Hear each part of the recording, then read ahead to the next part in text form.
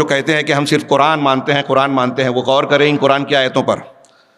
قرآن مان ہی نہیں سکتے رسول کو مانے بغیر، اللہ کی توحید مان ہی نہیں سکتے سنت کو مانے بغیر۔ لکھ لے یہ چیزیں کہ اگر کوئی انکار حدیث کر رہا ہے بغیر وجہ شرعی کے، عذر معقول کے، وہ کفر کا ارتکاب کرتا ہے، اس لیے کہ لا الہ الا اللہ کی گواہی کے ساتھ محمد رسول اللہ کی گواہی ضروری ہے۔ انکار رسالت کے ساتھ انکار الوہیت ہو ہی نہیں سکتا۔ اس دو حصے میں سے کسی ایک کا انکار کیا، پہلے کا بھی انکار ہے۔ یہ اسلام کے اور ایمان کے ارکان میں سے پہلے رکنوں کے دو حصے ہیں، لا الہ الا اللہ محمد الرسول اللہ۔ مقام رسالت یہ ہے کہ اگر کوئی مقام محمد الرسول اللہ نہیں کہتا ہاں تو لا الہ الا اللہ کا ماننے والا بھی نہیں ہوگا، کتنی بھی زبان درازی کر لے، لفاظی کر لے۔ قرآن حدیث کی بے شمار واضح ناقابل انکار کھلی کھلی دلیلیں کہتی ہے، اور اللہ کے رسول کی ثابت شدہ سنت و حدیث کا انکار کرنا رسول کا انکار ہے، اور رسول کا انکار کرنا کفر ہے۔ لا الہ الا اللہ کا بھی انکار ہے، قرآن کا بھی انکار ہے۔ جو رسول کی شان میں گستاخی کرتا ہے، آپ کی سنتوں کو رد کرتا ہے، عقل کو ترجیح دیتا ہے، وہ قرآن کو نہیں مانتا۔ لکھ لے وہ اہل قرآن نہیں ہے، منکر حدیث منکر قرآن بھی ہے۔ یہ مقام ہے رسول کا کہ اللہ تبارک و تعالیٰ نے جب آپ کو رسول بنایا تو یہ کہا کہ آپ کی ذات میں لوگوں کے لیے بہترین نمونہ ہے۔ کس چیز میں نمونہ ہے؟ انکار حدیث کرنے والے یہ کہتے ہیں کہ رسول اللہ صلی اللہ علیہ وسلم پوسٹ مین کی طرح ہیں۔ پوسٹ مین آپ کو خط پہنچاتا ہے، پڑھ کے نہیں سناتا، سمجھاتا نہیں، تو یہ قرآن پوسٹ مین کی طرح رسول نے پہنچا دیا؟ جی نہیں، قرآن سے پہلے رسول کی ضرورت ہے۔ ایک ایک جملہ نوٹ کیجئے، دماغ میں وقت نہیں ہے، ہمارے علماء کرام موجود ہیں، زیادہ وقت نہیں ہے کہ ہر پہلو پر تفصیلی گفتگو۔ آپ دیکھیے کہ پورے جو قرآن و حدیث میں رسولوں کا تذکرہ ہے، اس میں آپ کو کئی انبیاء کا تذکرہ ایسا ملے گا کہ ان کے رسول تو ہیں، کتاب نہیں ہے۔ یعنی رسول آئے، ان پر کتاب نازل نہیں کی گئی، تو کس چیز کو قوم کے سامنے انہوں نے پیش کیا؟ کون سی وحی تھی؟ وہ حدیث تھی۔ یعنی جن انبیاء کو رسولوں کو کتاب نہیں ملی تو ان پر ایمان ہی نہیں لائیں گے۔ ہاں، کتنے نبیوں کے نام ہیں؟ حضرت یونس علیہ السلام پر کون سی کتاب اتری؟ حضرت لوط علیہ السلام پر کون سی کتاب نازل ہوئی؟ اب ان کی قوم نے لوط علیہ السلام کا انکار کیا، اسی بنیاد پر جو ہے ہلاک کیے گئے۔ تو کتاب نہیں آئی، نبی ہے، لیکن ایک بھی کتاب آپ ایسی نہیں بتا سکتے کہ کتاب آئی ہے نبی نہ ہو۔ نبی بغیر کتاب کے آئے ہیں، ان کو وحی کی دوسری قسمیں دی گئیں، حدیث دی گئی، لیکن کوئی کتاب بغیر نبی کے نہیں آئی۔ اس کا مطلب یہ کہ کتاب سے زیادہ ضروری نبی ہے، دونوں ساتھ ساتھ ہیں، دونوں میں سے ایک کو الگ نہیں کیا جا سکتا۔ ہاں، اور اللہ کے رسول نے فرمایا کہ میں تمہارے درمیان دو چیزیں چھوڑ رہا ہوں، صرف قرآن نہیں، قرآن کے ساتھ سنت بھی، اور بعض روایتیں میں وَلَن يَتَفَرَّقَا حَتَّى يَرِدَ عَلَيَّ الْحَوْض، ان دونوں کو جب تک پکڑے رہو گے گمراہی سے بچو گے۔ اور وَلَن يَتَفَرَّقَا، یہ دونوں جدا نہیں ہو سکتے یہاں تک کہ حوض پر میرے پاس آ جائیں گے، حوض کوثر پر قیامت تک۔ قرآن اور حدیث کو آپ الگ نہیں کر سکتے کہ میں اس کو مانتا ہوں اس کو نہیں مانتا ہوں۔ ایک کو نہیں مانا، دونوں کو نہیں مانا، اور ایک کو نہیں مانا تو آپ گمراہ پکے ہوگے۔ یہ جان مال عزت و آبرو کی حفاظت کا مکمل نظام صرف قرآن سے آپ نہیں سمجھ سکتے۔ آپ کہتے ہیں عقل کافی ہے، قرآن کافی ہے۔ ہاں، قرآن کافی ہے، آپ کو سمجھتا ہے۔ قرآن نے جو 5 وقت کہا، پورے منکرین حدیث کے 50 گروہ ہیں، 2 گروہ متفق نہیں ہیں، ایک رکعت نماز نہیں بنا سکے۔ پورے پاکستان میں چیلنج دیا تھا علماء اہل سنت، اہل الحدیث اور دیوبندی حضرات نے کہ آپ قرآن کہتے ہو، حدیث کی ضرورت نہیں ہے، ایک رکعت نماز صرف قرآن سے بتا دو۔ نماز جنازہ اور مرنے والے کے ساتھ کیا کیا جائے قرآن سے بتا دو۔ کوے کی طرح جو ہے قابیل کے نے جو دیکھا تھا ویسے ہی گاڑ دیں گے آپ؟ ہاں، اگر کوئی اس طرح کے راستے پہ ہے تو اس سے سوال کیجئے کہ اگر آپ کے یہاں کوئی میت ہو گئی تو ہم اس وقت تک آپ کی میت اور جنازہ اٹھائیں گے نہیں جب تک آپ قرآن سے یہ نہ بتاؤ گے کیا کرنا ہے۔ پڑی رہے گی لاش، زیادہ سے زیادہ کھڈے میں ڈالنا پڑے گا۔ تو اللہ کے رسول صلی اللہ علیہ وسلم کو کہہ رہے ہیں یہ قرآن ماننے کی بات کرتے ہیں، قرآن نہیں مانتے۔ قرآن جگہ جگہ حدیثوں کے ساتھ چلتا ہے، اور یہ بات دھیان رکھیے، یہ جو جذباتی بات کرتے ہیں نا، کہہ رہے قرآن کافی ہے، کیا قرآن کو سمجھنے کے لیے حدیث کی ضرورت ہے؟ ہاں ہے، یہ قرآن کی کمی کا بیان نہیں ہے یا عکاس نہیں ہے۔ قرآن مکمل ہے، قرآن کافی ہے، لیکن آپ کی عقل اور سمجھ، میری عقل اور سمجھ برابر ہے کیا؟ منکرین حدیث میں کتنے لوگ گزرے ہیں، پرویز چکڑالوی، محمد تین، ہاں اسلم شیخ کیا نام ہے، جیراج پوری، اسلم جیراج پوری بعد کے لوگ ہیں، یہ آبی غامدی ہے، راشد ساز ہیں آج کے دور میں جو پائے جاتے ہیں۔ کسی نے لغت کے ذریعے قرآن سمجھنے کی بات کی، کسی نے عربی جاہلی شاعری کی، کوئی جو ہے مغربی اور امریکی تہذیب کی روشنی میں قرآن کی تشریح کرنا چاہتا ہے، یورپ اور اقوام متحدہ کے قوانین کو فٹ کرنا چاہتا ہے، کوئی سائنسی تحقیق کے بنیاد پر تفسیر کرنا چاہتا ہے، سب گمراہی۔ ہاں یہ منکرین حدیث ان سے متاثر ہو جاتے ہیں، مروب ہے، جاہل ہے، کم علم ہے۔ جتنے منکرین حدیث ہے لکھ لیجئے، یہ اسٹیج پر پوری ذمہ داری سے علماء کے درمیان کہہ رہا ہوں، وہ جاہل ہے، جاہل، حدیث کے فن سے ناواقف ہیں، اصولوں سے جاہل ہیں۔ اور یہ میں اسٹیج پہ بھی ثابت کر سکتا ہوں۔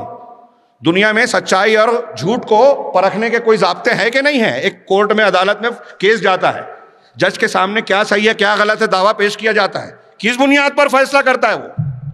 آپ سماج اور معاشرے میں رہتے ہیں، کس بنیاد پر کسی کو اچھا سچا مانتے ہیں، کس بنیاد پر کسی کو جھوٹا اور برا مانتے ہیں، کس بنیاد پر کوئی خبر قبول کرتے ہیں؟ آپ کی زندگی گزارنے کے یہ جو ضابطے ہیں جس میں آپ اپنی عقل کا استعمال کرتے ہیں، اگر محدثین کے اصول حدیث کا آپ جائزہ لیں گے تو ایک دم یقینی طور سے کہ دنیا میں جتنے بھی ضابطے ہیں صحیح غلط کو ناپنے کے، حق اور باطل کو قبول اور رد کرنے کے، جتنے بھی ضابطے ہیں کہ یہ صحیح ہے یہ جھوٹ ہے، جتنے ضابطے ہیں ان ضابطوں میں محدثین کے یہاں جو حدیثوں کو قبول اور رد کرنے کا اصول ہے وہ سب سے اعلیٰ ہے۔ اگر اس کا آپ انکار کر رہے ہو نا، ان اصولوں اور ضابطوں کا، تو آپ کی زندگی میں آپ کا کوئی معاملہ مانا نہیں جائے گا، کوئی خبر قبول کرنے کے لائق نہیں ہوگی، چاہے جتنی بھی اچھی ہو، کتنی بھی سچی ہو۔ کیونکہ جب آپ اس معیار سے کہیں اونچے معیار کی حدیثوں کو رد کر رہے ہیں تو آپ کا یہ جو خبریں بیان کی جاتی ہیں، اور حیرت کی بات ہے منکرین حدیث کو میں نے دیکھا کہ قرآن اور حدیث جس کی غیر مسلم بھی تعریف کرنے پر مجبور ہیں۔ ہاں گولڈ زہر، میں ایک قول اکثر نقل کرتا ہوں، جرمنی کا مستشرق ہے، اسلام دشمن تھا، اسلامی علوم پر محنت کیا، ایسے ہی مغربی ایسے علماء جو مشرقی علوم اور خاص طور سے اسلامی علوم پر محنت کرتے ہیں ان کو مستشرق کہتے ہیں، مشرقی بننے والا علم کی بنیاد پر۔ تو اس نے بہت سے کیڑے نکالے، شکوک و شبہات پھیلائے ہیں، اور منکرین حدیث زیادہ مستشرقین اور غیروں کے ہی اعتراضات کو چبائے ہوئے نوالے چباتے ہیں، سمجھتے ہیں میری عقل میں نہیں آ رہا، اس کی عقل ہے ہی نہیں، دوسروں کی عقل کا استعمال کرتے ہیں۔ تو کہتے ہیں گولڈ زہر نے کہا کہ دنیا میں بہت سے مذاہب ہیں، لیکن اسلام کے ماننے والے مسلمانوں نے اپنے پیغمبر جناب محمد رسول اللہ صلی اللہ علیہ وسلم کی سیرت، آپ کی زندگی اور آپ کی احادیث کو محفوظ کرنے کے لیے آپ کے اقوال، آپ کے افعال، آپ کی تقریرات، کہ کب آپ نے کیا کیا، کیسے کیا، کون سی نماز کب پڑھی، کتنے روزے رکھے، روزے کے کیا آداب ہیں، حج کے کیا احکام ہیں، دیگر زندگی کے مسائل کیسے، نکاح طلاق، ایک ایک چیز زندگی کے بارے میں جو حدیثیں منقول ہیں اسے محفوظ اور قابل اعتماد بنانے کے لیے گولڈ زہر کہہ رہا ہے، اس کی بات کو میں اپنے الفاظ میں نقل کر رہا ہوں۔ اس نے کہا کہ مسلمانوں نے اپنے رسول کی سنت اور سیرت کو محفوظ بنانے کے لیے، وہ آپ کی حدیثوں کو قبول اور رد کرنے کے لیے جو معیار اور اصول ضابطے بنائے ہیں وہ دنیا کی کسی قوم کے پاس نہیں ہے، دنیا کی کسی قوم کے پاس نہیں ہے۔ اور اس نے کہا کہ یہ کیا معمولی بات ہے کہ 5 لاکھ مسلمانوں نے 5 لاکھ راویان حدیث کے حالات زندگی کو محفوظ بنایا ہے، 5 لاکھ۔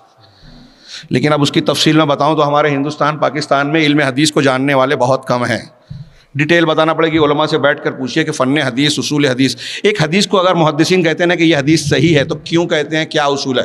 صرف آپ وہ پڑھ لیں گے نا تفصیل سے کہ صحیح میں 5 شرطیں ہیں، ہر شرط کا کیا مطلب ہے، تو آپ حیرت زدہ رہ جائیں گے کہ ایک حدیث کو صحیح جب محدث کہتا ہے تو کیوں کہتا ہے۔ ان 5 لاکھ راویان حدیث کا کہ حالات جمع ہیں۔ اب انہوں نے شیخ حسین سے سنا، شیخ حسین نے تبریز صاحب سے سنا، یہ ایک زمانے کے میرے استاذ ہیں، یہ اس کے کچھ پہلے کے وہ ان کے استاذ ہیں، وہ ان کے استاذ ہیں، یہ سلسلہ سند کہلاتا ہے، یہ راویان حدیث ہے۔ اب میں کب پیدا ہوا کب مرا، میں اگر مر چکا ہوں، جیسے مثال کے طور پہ میری پیدائش 1965 کی ہے، میں نے کہوں کہ میں نے مولانا ابوالکلام آزاد کی تقریر سنی تو بہت زبردست تقریر کرتے تھے، تو شیخ حسین پکڑ لیں گے کہ آپ کی پیدائش 65 کی ہے اور مولانا آزاد 58 میں مر چکے تھے، آپ ان کی تقریر کیسے سن سکتے ہیں؟ سمجھ رہے بات؟ یزید بن رومان کہتا ہے کہ حضرت عمر نے 20 رکعت نماز کی تراویح کا حکم دیا، وہ پیدا اس وقت ہوا جب حضرت عمر کی شہادت ہو چکی تھی، یہیں پہلے حدیث کمزور ہو گئی۔ یہ میں صرف ایک پہلو بتا رہا ہوں، یہ سمجھ لیجیے کہ ہم یہاں جتنے لوگ بیٹھے ہوئے ہیں ایک استاذ کے شاگرد ہیں، ایک استاذ کے شاگرد ہیں۔ اب سب نے اس استاذ سے ایک حدیث نقل کر لی، سن لی، شیخ حسین بھی کہہ رہے ہیں، شیخ نعمت صاحب بھی کہہ رہے ہیں، شیخ فلاں صاحب بھی، کہ انہوں نے ایسے بیان۔ میں ایک اکیلا آدمی ایسا ہوں جو اس حدیث کو تھوڑا فرق سے بیان کرنے لگا۔ یہ سارے 5-6 لوگ جو بیان کر رہے ہیں اس میں نے تھوڑی گڑبڑ کر دی، ایک آدھ جملہ کم کر دیا، بدل دیا، ہٹا دیا، کچھ ایسا ہو گیا، معنی بدل رہا ہے۔ تو اب میری بات قابل قبول ہوگی یا ان سب کی؟ تو ایک تو کلیئر ہے کہ اگر ہم سب سچے اور ثقہ مانے جاتے ہیں تو جو زیادہ تعداد میں ثقہ ہے وہ سب کے سب غلطی نہیں کر سکتے۔ میں اکیلا ہوں، مجھ سے غلطی ہو سکتی ہے، یہ 5-6 لوگ جو ثقہ ہیں جان بوجھ کر جھوٹ بول بھی نہیں سکتے، ہاں جھوٹے ہیں بھی نہیں، ان سب سے اکٹھا کیسے غلطی ہو سکتی ہے؟ تو اس سے یہ محدثین پتہ لگا لیتے ہیں کہ ایک سے اکیلے سے غلطی ہوئی ہوگی، یہ ان لوگوں سے جو زیادہ ثقہ ہے یہ سب سے نہیں۔ میں نے کوئی حدیث بیان کی وہ صحیح ہے کہ نہیں ہے، اس کا جاننے کا طریقہ یہ بھی ہے کہ میں نے جس استاد سے حدیث بیان کیا اس استاد کے دوسرے شاگردوں کو دیکھا جائے، وہ سب ایسے ہی بیان کر رہے ہیں، یہ حدیث بیان کر رہے ہیں کہ نہیں کر رہے ہیں، یا پھر اس نے جو اپنے گھر میں بنا لی ہے۔ یہ میں ایک دو مثال دے رہا ہوں بہت ہی ہلکی اور سادی سی، اس میں بعض چیزیں ایسی ہیں جس کو سمجھانے کے لیے کافی وقت لگے گا، طلبہ کو مشکل محسوس ہوتی ہے بعض جگہوں پر۔ محدثین نے ایسے اصول و ضوابط ترتیب دیے، منکرین حدیث سمجھتے ہیں کہ ان کو بہت عقل ہے، محدثین کو عقل نہیں تھی، صحیح غلط کو جانچنے کا اعلیٰ ان کے پاس معیار نہیں تھا۔ ہاں اب کوئی اگر معجزے پر مشتمل، غیب کی باتوں پر مشتمل، عذاب قبر ہے، آسمان اور جنت اور جہنم کی باتیں ہیں، اللہ کے اسماء و صفات کی باتیں ہیں، ان کی عقل میں نہیں آتی، کہتے ہیں چھوڑ دو۔ آپ ان سے کہیں کہ قرآن کی کئی باتیں عقل میں نہیں آتی، سبحان الذی اسری بعبدہ لیلا من المسجد الحرام الی المسجد، مسجد حرام سے مسجد اقصی ایک رات میں گئے، واپس بھی آ گئے، قرآن کہہ رہا ہے، عقل میں آتی ہے کیا؟ اس وقت کون سا پلین، ہوائی جہاز، راکٹ بنا تھا 1400 سال پہلے؟ یہ سمجھا کے بتائیے۔ وہ بولتے ہیں کہ جو عقل میں نہیں ہے انکار کر دو۔ حضرت سلیمان علیہ السلام کے قصے میں ہے کہ چونٹی نے جو ہے وہ بات کی، اپنے چونٹی فوجیوں سے خطاب کیا، یا ایھا النمل ادخلوا فی مساکن، اے نملہ، چونٹیوں کی جماعت، اپنے بلوں میں داخل ہو جاؤ، لا یحطمنکم سلیمان وجنودہ وہم لا یشعرون، سلیمان اور ان کا لشکر تم کو روند نہ ڈالے، ان کو پتہ بھی نہ چلے کہ چونٹیاں مر گئی، روند گئیں۔ تو حضرت سلیمان علیہ السلام نے سنا، فتبسم ضاحکا، ہاں کیا ہے آگے شیخ مومن قولہ ہے، اس کی بات سن کر سلیمان علیہ السلام ہنستے ہوئے مسکرائے۔ آپ اپنے ایک چونٹی لیجئے، منکر حدیث سے پوچھئے کہ آپ چونٹی کی آواز ہم کو سنا کے بتائیے، ہاں، اور نہیں سنا پائے تو پھر بولیے کہ قرآن کی آیت غلط ہے یا اس کی تعویل کریں گے؟ نہیں کریں گے۔ یہ اللہ رب العالمین کی شان ہے، وہ چاہے تو جس آواز کو چاہے سنا دے وے، اور جب اللہ کی قدرت اور اللہ رب العالمین کا سارا معاملہ ہے تو کون سا معجزہ، کون سی بات جو ہے آپ کو غیر عقلی لگتی ہے؟ آج سائنس کی دنیا میں سائنٹسٹ حضرات یہ ماننے پر مجبور ہے کہ بہت ساری چیزیں ہم ایکسپلین، روز سوتے ہیں، روز نیند کی ایک دم بہترین 100% حقیقت کوئی سائنٹسٹ آج تک بتا نہیں سکا۔ تو منکرین حدیث بول دے کہ عقل میں جب نہیں آتی، عقل سے ہم ایکسپلیشن نہیں کر سکتے کہ نیند کی حقیقت کیا ہے، تو ہم نیند کو مانتے ہی نہیں، کوئی سوتا ہی نہیں، رد کر دو۔ روز دیکھتے ہیں، روز سوتے ہیں، ہر کوئی سوتا ہے، لیکن نیند کا ایکسپلیشن سب کے پاس ٹھیک نہیں ہے، بات تھوڑی سی پھیل گئی۔